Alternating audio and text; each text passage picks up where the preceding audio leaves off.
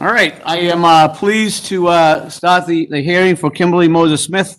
And to start that off, I want to read the letter that we received from Governor Baker, dated September 23rd. I am pleased to nominate Kimberly Moses Smith to the position of Associate Justice of the Probate and Family Court. I submit this nomination for the advice and consent of the Executive Council pursuant to Part 2, Chapter 2 of the Constitution of the Commonwealth of Massachusetts. I'm enclosing a nominee's resume for your convenience. Sincerely, Charles D. Baker, Governor. So welcome, Ms. Moses Smith. Thank you very much, Councilor. Let me introduce the councilors that are here. Councilor Jubenville to my right. Councilor Iannella. Good afternoon. Councilor Kennedy. And would you like to introduce your guests? Councilor Hurley. I'm sorry, Councilor Hurley on the screen over there. Hi, Councilor Hurley. And Councilor Duff may come back. She had a doctor's appointment, but may come back by Zoom. Is she on? Councilor Duff is on as well. Well, she's, okay. We can't see her, but hi, Councilor Duff. Hi. Certainly. Would you like to introduce your family and guests? Certainly. Here with me today is Gina DeRossi. She is the court administrator of the appeals court. My son, Owen, my daughter, Claire, and my father, who is a retired judge, Richard Moses of the Superior Court. No. Excuse me. Councilor Hurley, we can hear you about talking to your dog. Oh, was that Councilor Jubenville you were talking to? I also want to introduce Councilor Marilyn Devaney Petito, who just walked in. It's Marilyn Petito Devaney. Nice to see you. I thought that's what I said. All right. Anyway, we're going to start with your witnesses. I know you brought one witness live and one witness by Zoom, I understand? Yes, I have Okay. a witness. So we're going to have Gina DeRossi, who hails all the way from Bristol County, former Register of Probate, now Court Administrator for the Appeals Court. Please give your summation. Nice to have you. Thank you very much.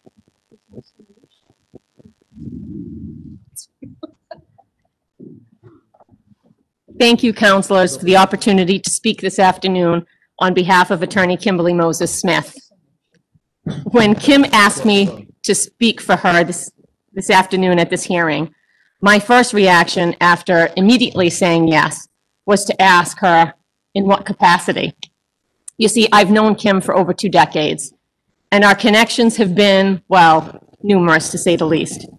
I'm proud to call her my friend after all these years, but we actually met as opposing counsel and fellow family law attorneys many years ago practicing in the streets of New Bedford, I like to say.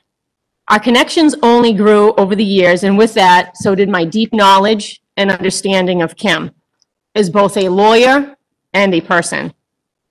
I can say with confidence that I know Kimberly Moses Smith. I know the person she is, I know the lawyer she is, and most importantly, I look forward to sharing with you this afternoon the kind of judge that I know Kimberly Moses Smith will be. Kim and I grew up in the trenches of the Probate and Family Court, and yes, those of us that practice there like to call it the trenches, because that's exactly what it is. Kim has always stood out among her peers as someone who is balanced, likable, very likable, fair, and able to be a zealous advocate for her clients while maintaining respect for the process, the court, and especially opposing lawyers and litigants. This is not an easy feat, and quite frankly, something often missing, particularly among some, even many domestic relations lawyers. Those that practice in the area or have been to the court probably have witnessed that on an occasion or two. While I had known Kim most as a colleague working in the family court, our connection wasn't limited to that. We also worked together on the New Bedford Bar Council for many years. Most recently, I served as the vice president to her presidency. I've watched her lead, organize, and educate. She represented our legal community with distinction. But today, I'm here in my capacity as the former Bristol County Register of Probate.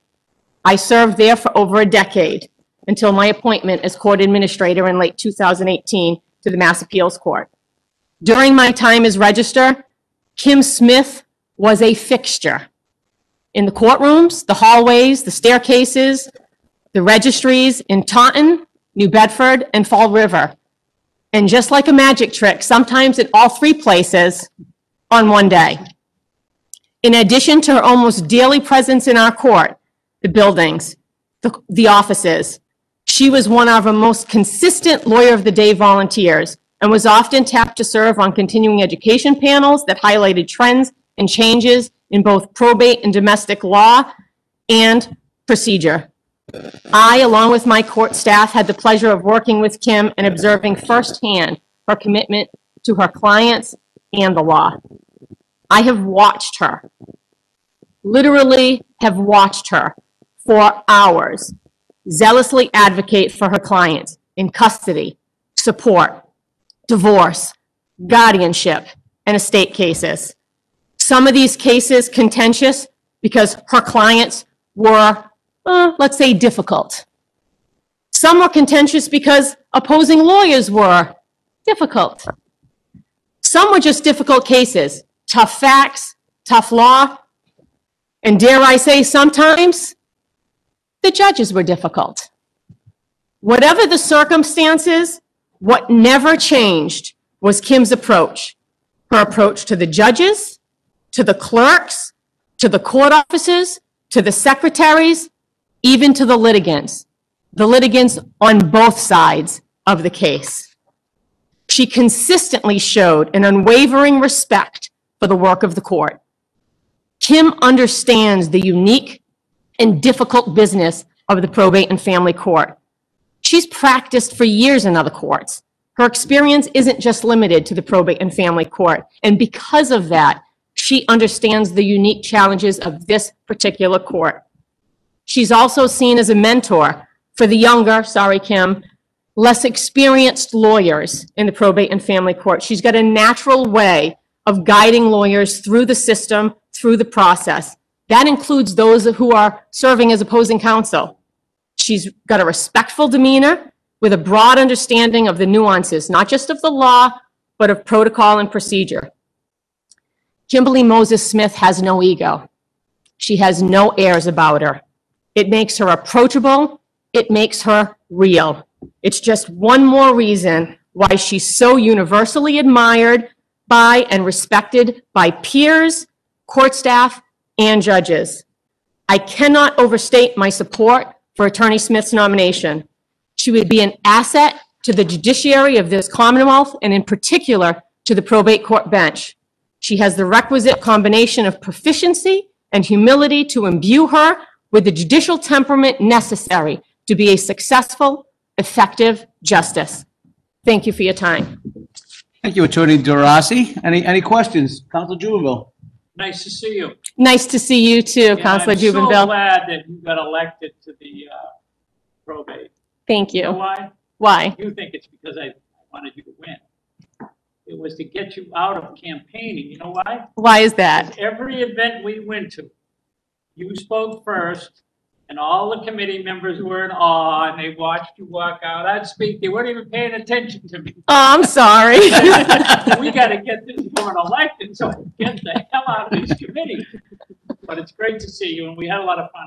We absolutely did. Yeah, we did. And I'm glad you finally made your way here. Yeah, well, I know where my lesson. I keep trying. Thank you very much for your testimony, for coming all the way from Bristol County. Next, I believe we have someone joined us from Zoom. Yes. And that would be David Requena. David, are you there? Yes, I see a DR on the screen. Hi, David. Welcome to our assembly. We can't see you, but we can hear you.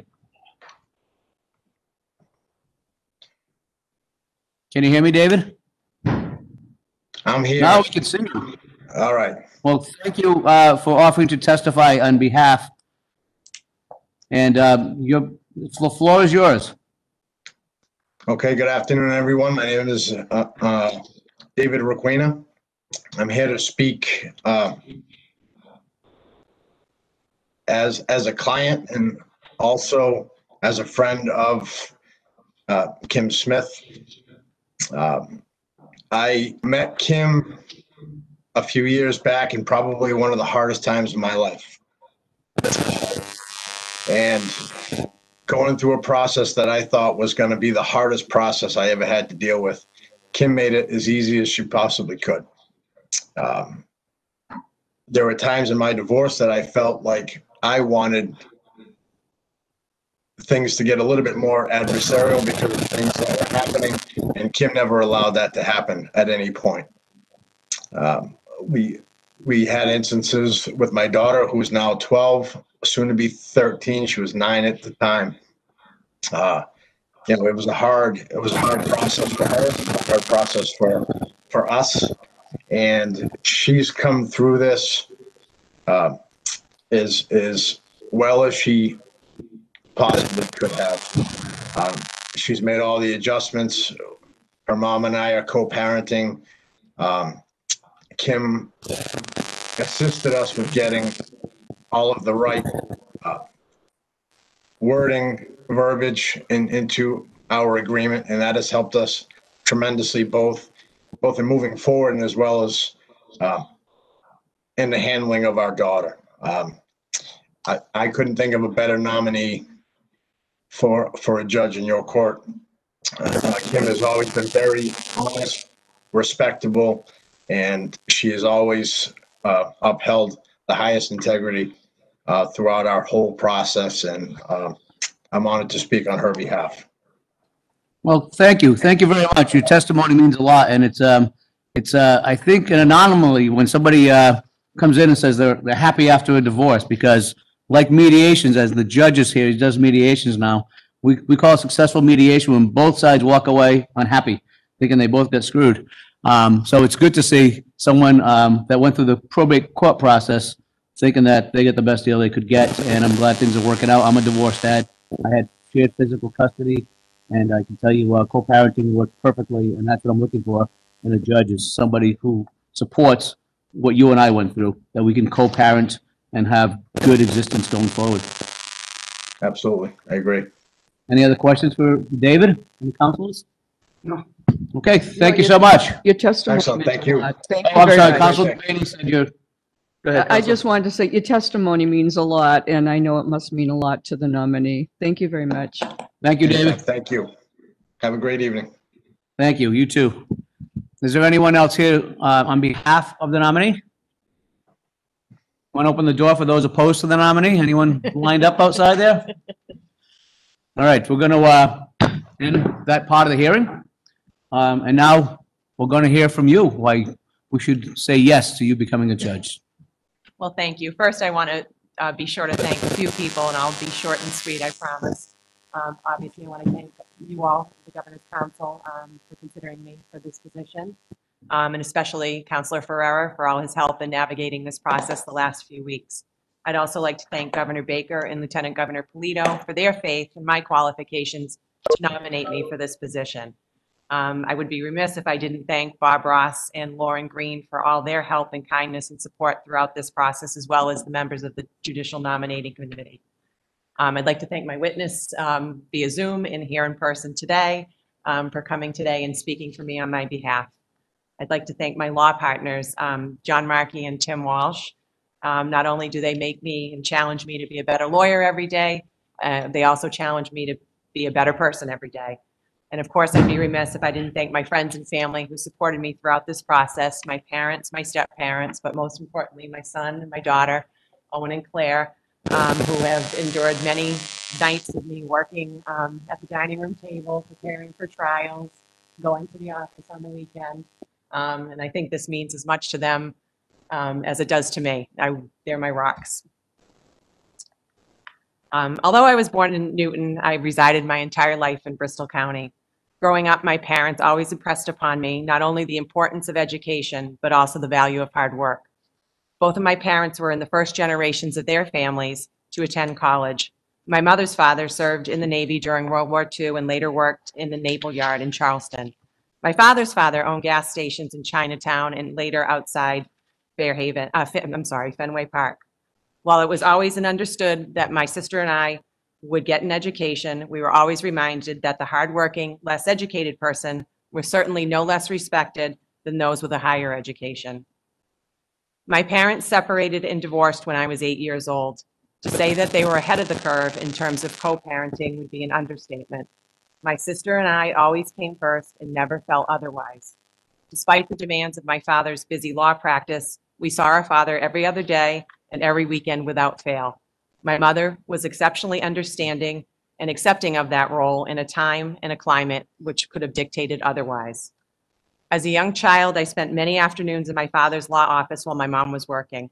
While I was supposed to be doing my homework, my attention was always drawn to watching my father work, helping clients, providing advice on a myriad of issues. As I grew older, after hearing about the cases he handled and the people he had helped over the years, I realized not only the tremendous responsibility of being someone's advocate, but also the honor in a client choosing you to serve that role. After attending law school, I was fortunate enough to have a space waiting for me at my father's office in New Bedford. He was a true general practitioner handling everything, including civil litigation, criminal defense, probate, and domestic relations matters. After spending the first few years of my practice in the district court, my father one day walked into my office and said, "You're going to handle all the family law cases from now on. I think you have the temperament." While I still joke with him good-naturedly that he pulled one over on me, I quickly grew to appreciate and enjoy the practice of family and probate law. That was truly the moment I began to appreciate the tremendous responsibility being a probate and family attorney brings. While other attorneys may look at probate court practice with disdain, I have always found it an honor to be chosen to represent and advocate for someone dealing with their most personal issues at the most stressful times in their lives. I was fortunate to practice with my father for 6 years before he took the bench in the Superior Court. And facing the numerous challenges and frustrations being a probate court practitioner can bring, I was always reminded of the importance of maintaining civility with my colleagues and in the courtroom, a lesson I carry with me to this day. Probate court is unique in that the majority of litigants continue to have interaction with one another long after a judgment enters. While as an attorney, we are supposed to zealously advocate for our client, I have always felt as a probate court attorney, we also have an obligation to not unnecessarily inflame matters. For the most part, probate court is not a court of wins or losses. It's about helping families reach a result that works best for them. Throughout my many years of practice, there has been no greater compliment to me than the client who thanks me for making the process so much less painful than it could have been. It has truly been an honor to assist people in this capacity for the past 24 years, and if confirmed, I'm hoping I will continue to do so from the bench for many years to come. Thank you. Thank you. A couple of councilors are asked to go first because they have appointments, medical and other things. So Councilor Jubenville? I have a court Zoom here, but I don't have any questions for you. I'm glad that there's going to be Moses back on the bench. Your father was a great judge and well respected. Nothing but good words from Oh, thank people you. that came before him. And your Uncle John was such a wonderful guy. I had such great memories of John. He was so unassuming as a lawyer that a lot of lawyers that were defense lawyers that had trials with him didn't understand that he was not unassuming, but when he wanted to, he could really, really surprise you with the way he said things, he did things in court. But I enjoyed him very much, and I saw him quite a bit after he got out of the DA's office. And we talked for many, many times about different cases we had, but I really loved him. And I think you're going to make a wonderful judge. Thank you. Thank you, Councilor Jubenville. Councilor Duff?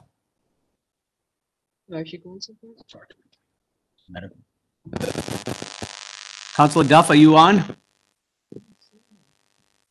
You asked me to go over there. Says ED. I assume that's Eileen Duff. She doesn't appear to be on? Okay. Councilor Iannella? Thank you very much. Just, first of all, it's good to see your father. I believe I was here when he was confirmed many years ago. I remember in those days, I haven't talked to these folks in a long time, but there's a law firm in New Bedford, it's been a while. Hamill, Waxler, Allen, they thought a lot of your father. And again, I never appeared in front of him, but you've had a distinguished career, and it's good to see you. Parenting plan, co-parenting. I'm a strong advocate of children's rights. Tell me your thoughts of what does parenting plan mean to you, or co-parenting? What does that mean to you? Every circumstance in the probate court cases are very fact specific. But in terms of co-parenting, it would be equal sharing in parenting time, decision making, and those types of matters. So when you say equal sharing, to me, equal sharing means 50-50. Again, I've handled one probate matter, divorce in my life, okay? So you know this obviously a lot better than me. When you say equal sharing or equal parenting, does that mean 50-50 to you? Because that's what equal means to me. It doesn't necessarily have to be equal down to the hour, day, minute. I have many people who I've represented that have a shared parenting plan that may be a 4-day, 3-day schedule. I think substantially equal would be the Okay, best way to so describe it. If somebody had an arrangement of every other weekend, say Friday night, bring back the children, Sunday afternoon, and every other Wednesday, would you consider that an equal parenting plan? That would not be, in my opinion, equal. And even if it was agreed upon, okay, and obviously I assume you'd adopt it because it's agreed upon, but would you still not consider it an equal co-parenting plan? If it's, we're trying to get generally away from labels in the probate court anyways, But because I'm they tend to old-fashioned. be I've divisive. been around a long time. So would you consider that? If you had to put a label on it, someone, the hypothetical I just said, was agreed upon by both parties, would you consider that an equal parenting plan? It would not be equal in terms of time if they want to consider it. I understand that, but would you? If someone said, hey, the Smiths, I just saw the Smiths plan, would you consider that an equal parenting plan? I wouldn't even know that I'd need to put a label on But it. if you had to put Oftentimes, a label on it. typically, we don't need to put a label on it unless it's for school purposes. If I had to put a label on it, I would not consider that an equal Okay. parenting plan. So let me ask this question. Fall, New Bedford, right? I don't even know. How far away is New Bedford from Fall River? 15 minutes. Okay. What's 35 minutes away, 40 minutes away? I don't even know. Seekonk. Seekonk from New Bedford? Okay. So let's assume you had 2 children, minors, great parents, whatever great means to you. Parents are both lawyers. The kids live in, well, the one parent lives in Seekonk and the other lives in New Bedford. And it's contentious. They both want the children with them 100% of the time. Assume everything is like, wow, these people are great. Is that something that you would, again, best interest of the children, is that something that you would consider as close to 50-50 as you understand where I'm coming from? Or like, oh, that's 40 minutes away. These kids are 8 years old and 6 years old. It's not realistic. I think it is something I could consider if the parties are willing to share in the transportation, minimize transitions during the school week for the children, and Say that all again, other I didn't things, hear the last part. and minimize transitions during the week for the children. What does that mean? I'm not sure. So they're not, take for instance, they're not saying, okay, I'm going to have the children Monday, you're going to have them Tuesday, I'm going to have them Wednesday. It would need to be chunks of time during the week so the children aren't. No, I like that, but tell me more specifically, what would that mean? Like Monday, Tuesday, Wednesday with this parent, Thursday, Friday, Saturday, like what do you, I've had a lot of success with again, schedules. I'm sorry to interrupt you, That's okay. but I'm talking about where it's contentious. It's not agreed upon. Obviously, if it's agreed upon, it's an easy question.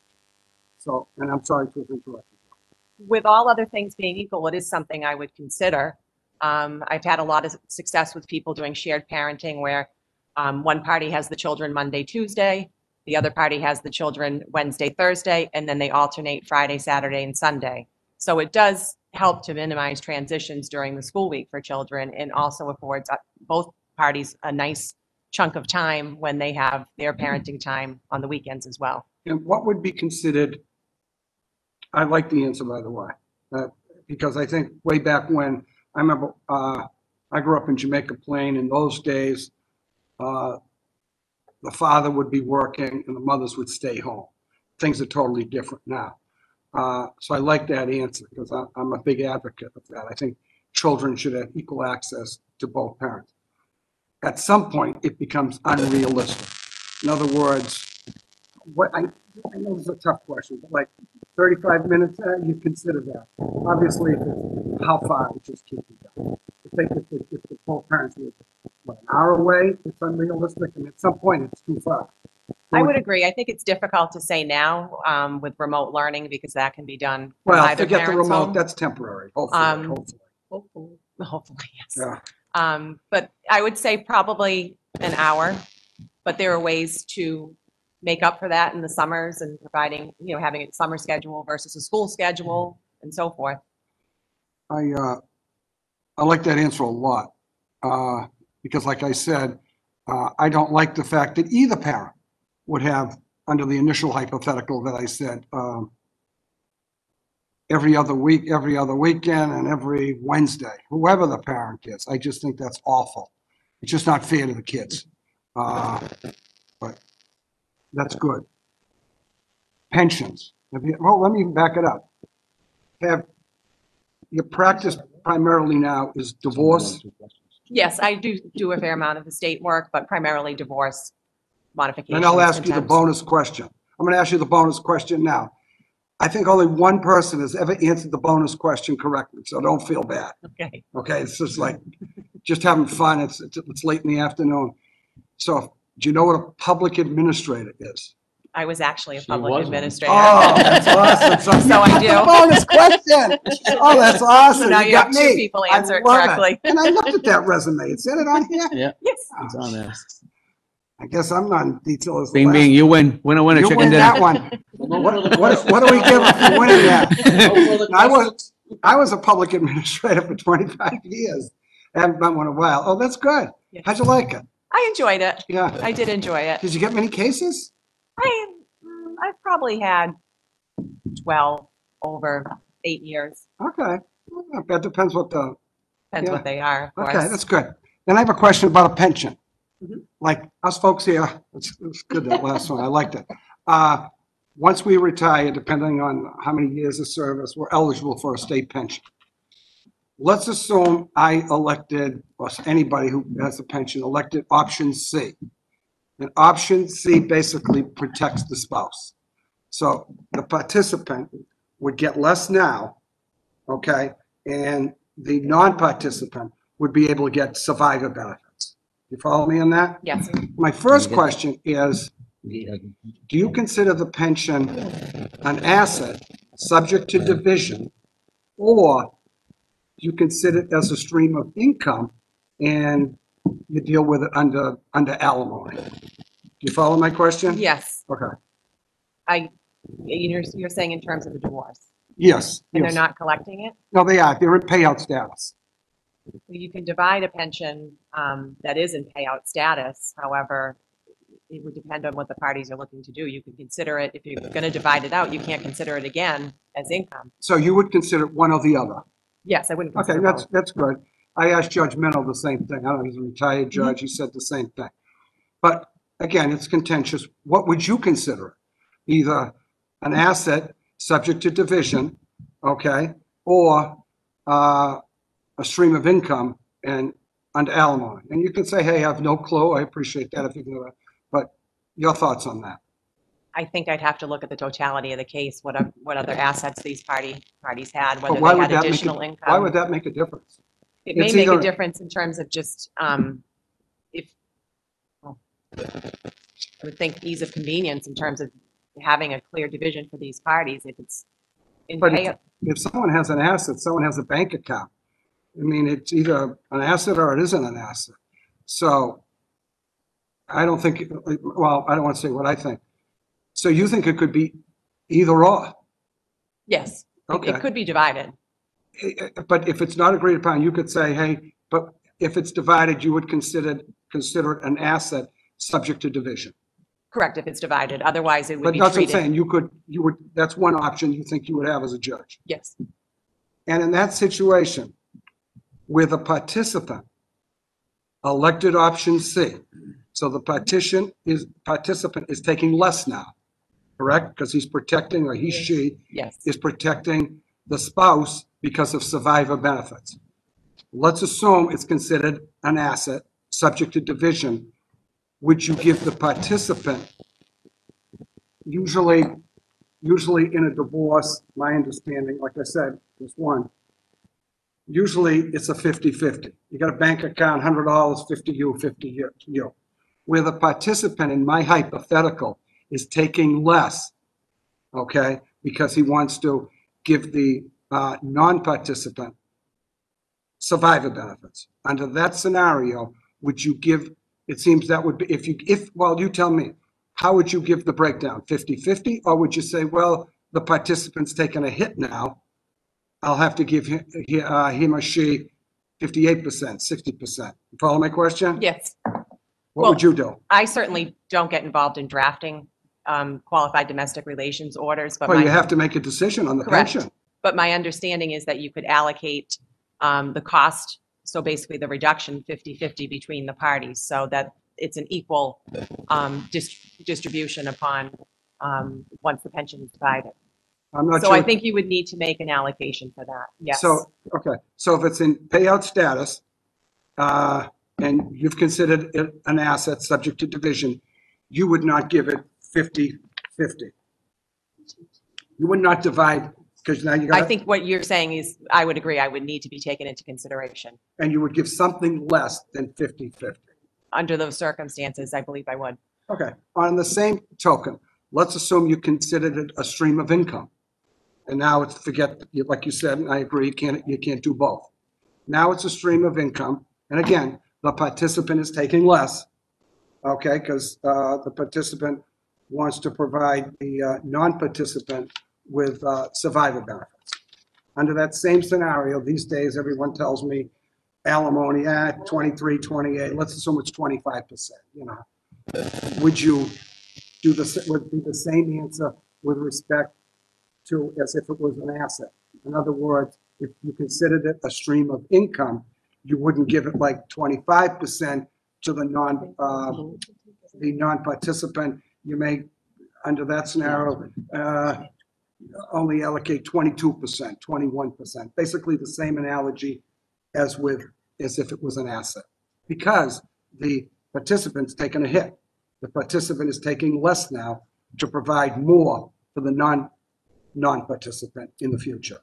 I think if I was treating it in terms of income and making an order relative to alimony, I would just take the numbers as they come. So you would not take into consideration that the participant is taking a hit now to provide more for the non-participant when the participant dies? Because the participant easily could have taken, I think, don't hold me, I think it's option A. Then the participant wouldn't be protected, the spouse. I would be inclined to rule on the numbers as presented. So you would consider that no different than someone's salary is 20,000, 50,000. I'm going to give 25% in alimony. The pension, same thing, 25%. So a little different, both answers. Am I right? Yes, if I were treating it as income, that's what I would If do. you're treating it like income, it's just like regular alimony, no different, 25%. If it was a division of assets, you would give a little more to the participant. Yes. And here's a last question, I think. If you had to make a decision, how do you determine in other words, no one agrees. Is it an asset or is it a stream of income? What way do you go on that? That's a good question. That's what I'm asking. You It's follow? hard In to other words, say. you I have mean, to, that's- because there's one lawyer saying this, it's an asset subject to division. The other one says, no, it's a stream of income. But now, here it is, you just heard the trial. What do you do in that situation? I certainly think it would depend on the evidence presented to me. I would want to see what the numbers would look like if it was divided as an asset and when the parties go to collect on it, and what the numbers look like versus in terms of a stream of income. But why should that make a difference? It's either, I don't understand why that would make a difference. What if someone has got, I don't care, $500,000 in the bank, and under one scenario, and the other scenario, that the participant's got 10,000 in the bank? I don't understand why that Well, would make. this may be these parties' only asset, so. What's that? It may be their only asset. Well, let's So assume. I would want to see let's the assume effects it's- on. Let's assume it's not their only assets. There's plenty of assets to go around. What would you do under that scenario? It's not an asset, they got plenty of money. If they were presently collecting it, I'd be inclined to leave it alone and treat it as stream of income. Okay. That was your last question, wasn't it? Yeah, I think so. It's getting late. good to see you. Good to I see know you. Councilor Ferrara, great supporter of yours. Seems like you have I haven't talked to you often, but nice temperament. I'm impressed with thank your you. temperament. Excuse me, sitting there. And Ferrara's a supporter of yours. You can count on me next week. Thank you. Thank you. Thank you, Councilor Iannella. I know Councilor Kennedy has to run to a meeting. Go ahead, Councilor Kennedy. I don't have a lot of questions for you. We had a nice talk on the phone. We had a nice conversation outside. I don't practice in the probate court. I went in there a couple of times when I was a young lawyer and got terrified, so I figured that was not a good place for me. I'm glad to see your father here. He's very proud of you, obviously. And, your two kids, they have a lot to be proud of. It's a great day for you, and I'll be voting for you next week. Thank you. Thank you, Councilor Kennedy. Councilor Hurley.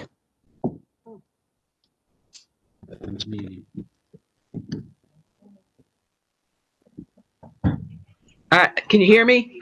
We can hear you now, yes. Okay. We had a lengthy conversation. I reviewed your application and your resume, and I did a lot of practicing in the domestic relations field. And I think we had probably a similar philosophy. I used to tell my clients that you're not my only client. Your kids are my client too. Because how you deal with this divorce, something your kids are going to deal with for the rest of their life, and you're going to deal with the rest of your life. And when I had a client who was just out for vengeance, you know, I would just say, look, you're doing something that's extremely harmful to your kids. And we talked about, you know, the importance of shared custody and getting along for the benefit of the kids. So a lot of different things work for different people. People who work on different shifts. Mom works days, dad works nights. All those kinds of things, when they're taken into consideration, the bottom line is and always should be what's good for the kids. So I think you've got a great demeanor. You've got a tremendous amount of experience. And I like it when people say, I have to know the facts of the case before I can tell you what I would do. Because each case is different, and each case has to be treated separately. There are no hard and fast rules, especially in probate. It's so specific, fact-driven. It's really amazing. Your home counselor is very supportive of you, and I think I told you when we talked, I liked what you had to say. I liked your resume. I liked your application, and I'll be voting for you. So thank you.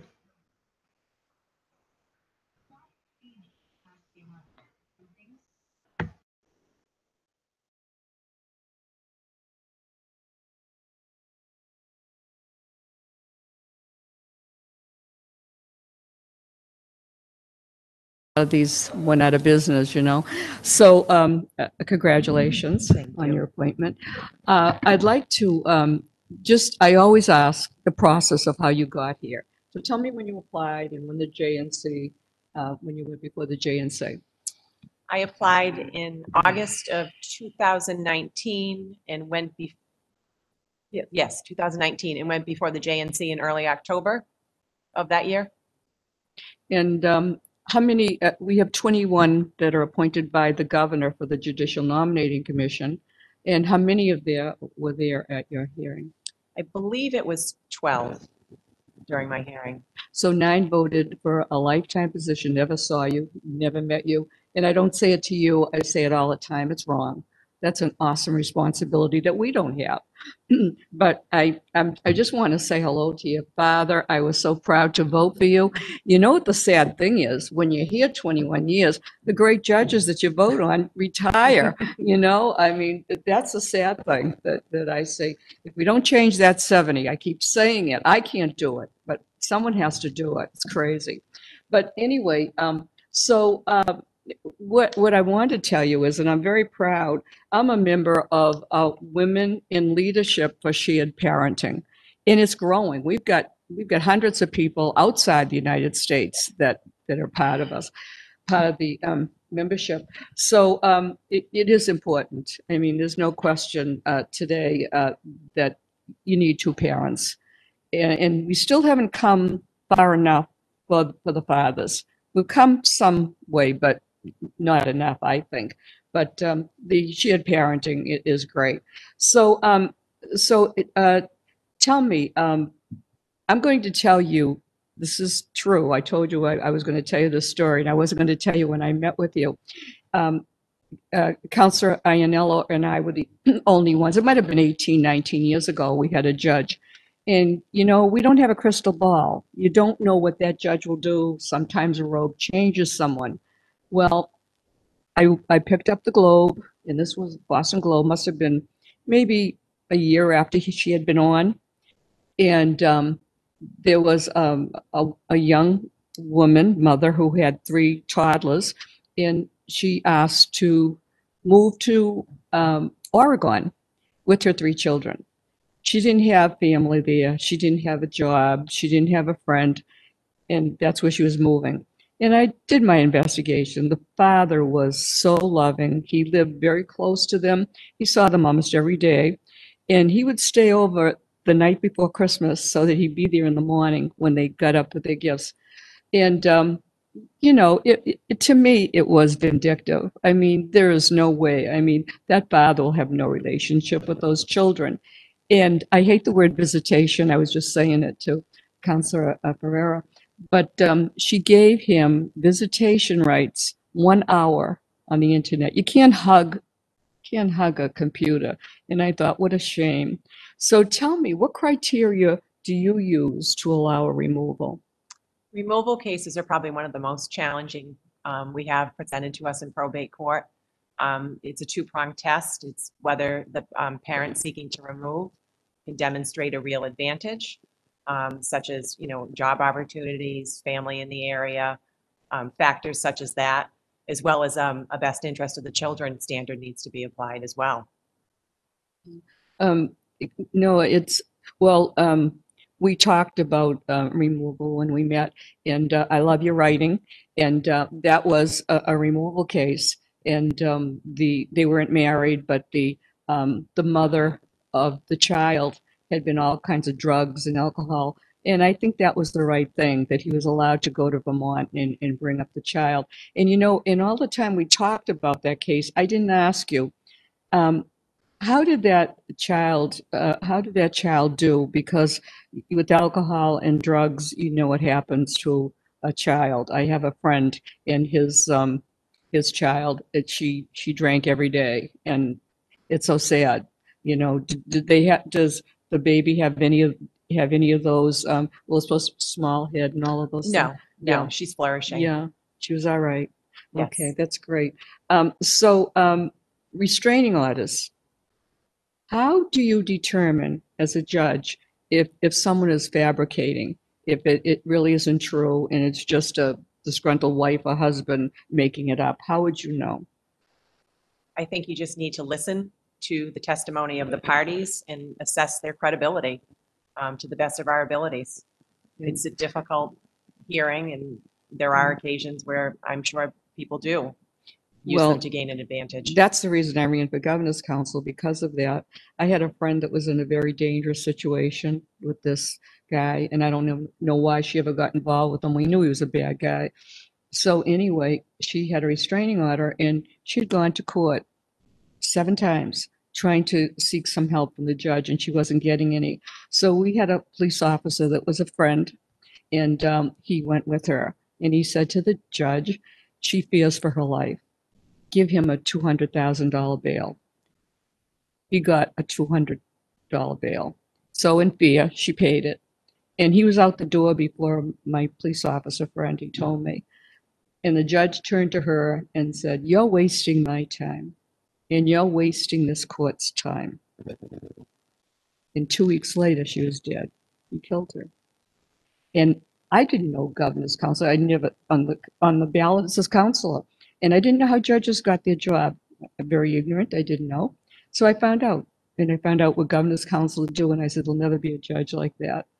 I don't have a crystal ball. Well, see, that's the problem, you know, so we do the best we can. So, so tell me, what was the most, we talked about custody cases, and in this society, we see so many grandparents taking over custody cases. What, well, I know, but tell me what you feel that you remember that'll always stand out, the most rewarding custody case that you had. In my recent past, it would have to be the removal case that we had talked about. It was a long road. There were many nuances to it. And it ultimately had to go to trial. So it was nice to be able to get the result that the client was seeking after a full hearing. What was the most disappointing case that you've had? I wouldn't say that there's anyone That was a particular Wow, you're doing disappointment. good. No, I like to, in probate court, the goal generally for me is always to resolve my cases. Right. So, Well, you know, it was such a pleasure to meet you. And, you know, we look for demeanor and temperament, but what is right up there for me is empathy and compassion, and you had it. I mean, you know, those 4 hours, I really appreciated you coming and meeting with you. So I'm not going to keep you. I'm thrilled that you came to SPAR, and you know, I said your father had to inspire you to do this and get here. So that's a wonderful legacy. So I'm very thrilled that you came. And I do want to apologize for this late fee. And I keep saying to my colleagues, one hearing a week. That's it. And I'm so sorry. Did you get to eat? Right. I hope. Yes, we did. Thank you. Well, thank you all for coming. And I really, you made my day. You really today. Thank you. Yes, thank you for waiting. I know when we scheduled at 1 o'clock, we said it could be later, so I appreciate that. But I am a big advocate of great local lawyers becoming great local judges, and you're one of them. You know, big fan of yours, has been first presiding judge, well, the first district court judge to be named by the administration, Doug Dombrow, to become a presiding judge in the Commonwealth. And he's a huge fan of yours, and from day one. I respect and honor you know, your dad and your uncle. Quick story, when I was a younger cop, patrolman, I got fired at in a bank robbery case. Okay, thanks. And your uncle tried the case.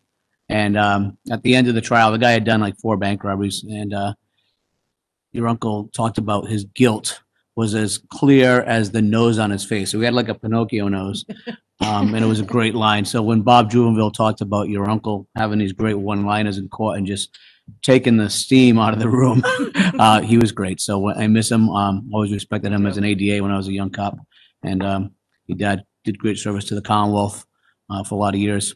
So I was just going to close the hearing, but I'm told that Councilor Duff is right there. So Councilor Duff, welcome. Welcome back.